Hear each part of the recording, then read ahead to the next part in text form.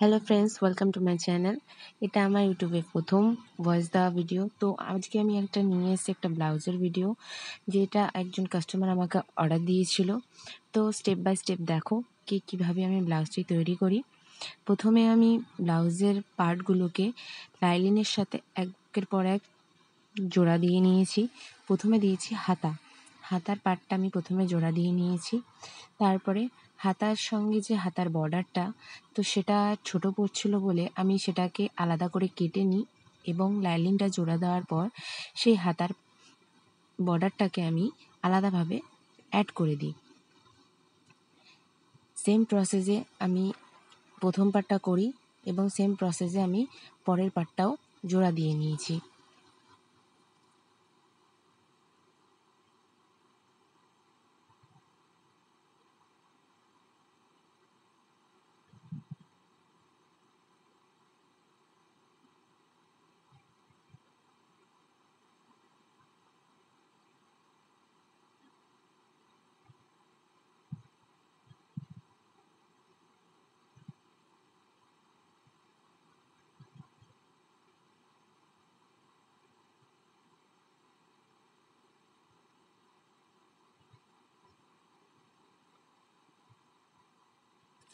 দেখতে পাচ্ছ আমি ব্লাউজের বর্ডারগুলোকে প্রত্যেকটা সাইড থেকে সেলাই করে নিয়েছি, যাতে কোনো রকমের সুতো বেরিয়ে না যায়।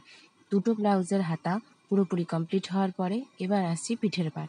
তো পিঠের পাটটা জোড়া দেওয়ার সময় আমি আগে পিঠের গলাটা সেলাই করে নিয়েছি। তো পিঠের গলাটা সেলাই করে আর মিডিলে আমি যেহেতু দড়ি অ্যাড করব, তো দড়িটাকে ভিতরে একসাথে দিয়ে সেলাই করে নিয়েছি এবং সেলাই করে নিয়ে আমি সেটাকে প্রথমে সাইডে যেটা এক্সট্রা কাপড় ছিল সেই এক্সট্রা কাপড়টাকে কেটে নিলাম।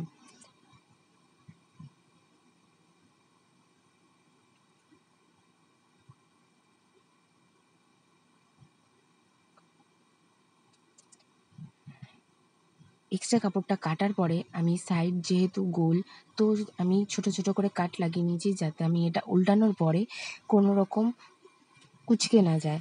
তো কাট লাগানোর পরে আমি এটাকে উল্টে নেব এবং দেখবে যে এটা কি সুন্দর ক্লিয়ারভাবে গোল হয়েছে। তারপরে আমি উপরে একটা চাপ সেলাই দেবো, যাতে ফিনিশিংটা ভালো দেখায়।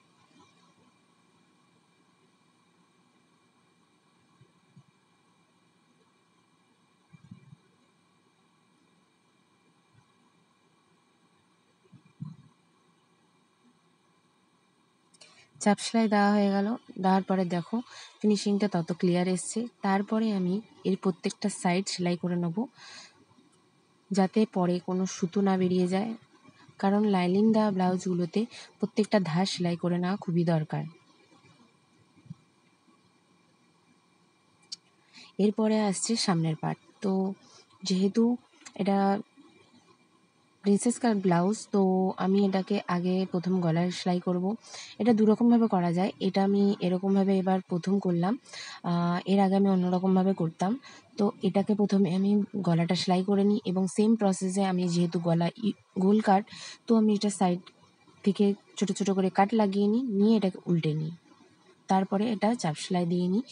চাপ সেলাই দেওয়া খুবই দরকার। চাপ সেলাই দিলে সেলাইটা মজবুত হয় এবং ফিনিশিংটাও খুব সুন্দর আসে। এরপরে আমি সেম প্রসেসে এটারও ধারগুলো সেলাই করে নিই। এরপরে আসছে ব্লাউজেরই প্রিন্সেস কাট ব্লাউজের যেহেতু কাটিংটা এরকম হয়, তো এই সাইডের পোর্শনগুলোও আমি সেম প্রসেসে জোড়া লাগিয়ে নিই লাইলিনের সাথে। তারপরে যেহেতু জোড়া লাগানো হয়ে যাওয়ার পরে আমি এবার দুটো পার্টকে একসাথে জোড়া লাগাবো।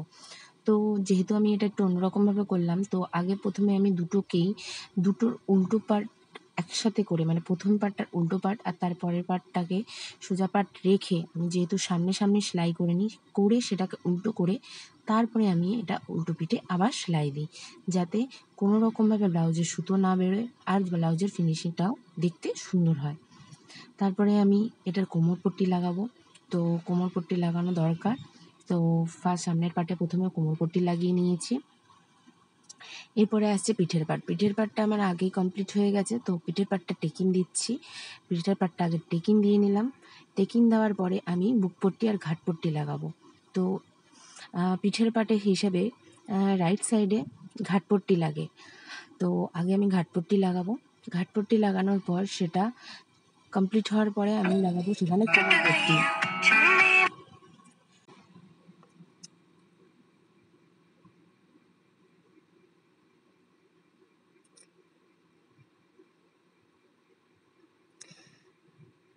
এবার আমি কোমরপট্টিটা লাগিয়ে নেবো। কোমরপট্টিটা পিঠের পাটে এটা লাগছে, তো পিঠের পাটে কোমরপট্টিটা যেমন এই এক সাইড হলো, সেম প্রসেসে আমি আরেকটা সাইডও কমপ্লিট করব।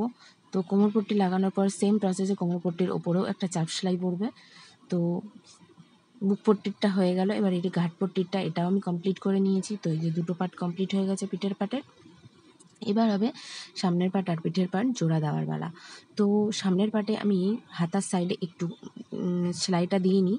তো সেটা সেলাই না দেওয়ার কারণ এইটাই, যখন আমি দুটো পাটকে জোড়া দেবো তো যাতে জোড়া দিতে সুবিধা হয় তার জন্য আমি সামনের পাটটার সাইডটা জোড়া দিয়ে নিয়ে, তো এরকমভাবে সেলাই করলে ফিনিশিংটা সুন্দর আসে। তো যখন পাটটা জোড়া দেওয়া হয়ে গেল হাতার কাছে, এবার আমি হাতা লাগাবো। তো আগে আমি সেম প্রসেসে যেরকমভাবে সামনের পাটে জোড়া লাগিয়েছিলাম সেরকমভাবে আগে সোজা পাট জোড়া লাগিয়ে নেব। তারপরে সেটা উল্টো করে আমি সেলাই করব, যাতে সেলাইয়ের ফিনিশিংটা সুন্দর আসে আর সেলাইয়ের সুতোগুলো সেগুলো যাতে দেখা না যায়।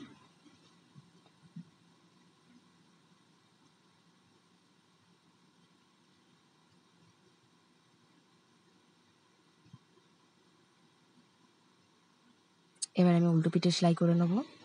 দেখো উল্টো পিঠে আগে সামনের পোর্শনে সেলাই করে ফির ওটাকে উল্টো পিঠে সেলাই করলে ফিনিশিংটা কতটা সুন্দর আসে। কোনো রকম সেলাই বা কোনো রকম সুতো আমাদের বাইরে বেরোয় না আর দেখাও যায় না।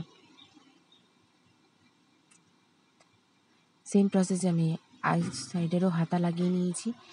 এবার আমি ডবল সেলাই দিয়ে নেবো হাতায়। এরপরে হাতা লাগানো কমপ্লিট হয়ে গেলে এবার আমি সাইড সেলাই করব।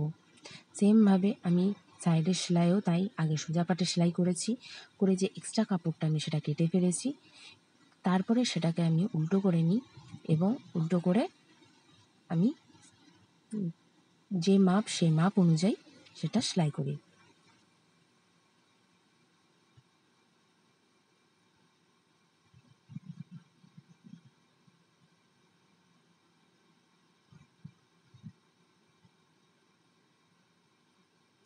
সেমভাবে আমি অপর সাইডটাও সেলাই করে নিচ্ছি।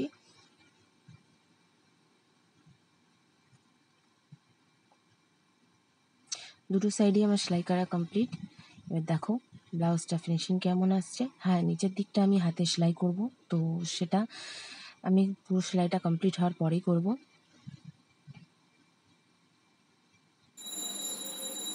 এটা পুরো ফাইনাল ব্লাউজের লুক, যেটা আমার কমপ্লিট হয়ে গেছে। এই ব্লাউজে কোনো বাটি বসানো হয়নি, কারণ কাস্টমার বলেছিল এই ব্লাউজে বাটি বসাতে না। তো আমি লাটকানের ভিডিওটা পরে আপলোড করব। তো লাটকান আমি আলাদাভাবে এখানে লাগিয়েছি। এটা আমার ফাইনাল ব্লাউজের লুক। যদি তোমাদের পছন্দ থেকে থাকে লাইক, শেয়ার অ্যান্ড সাবস্ক্রাইব।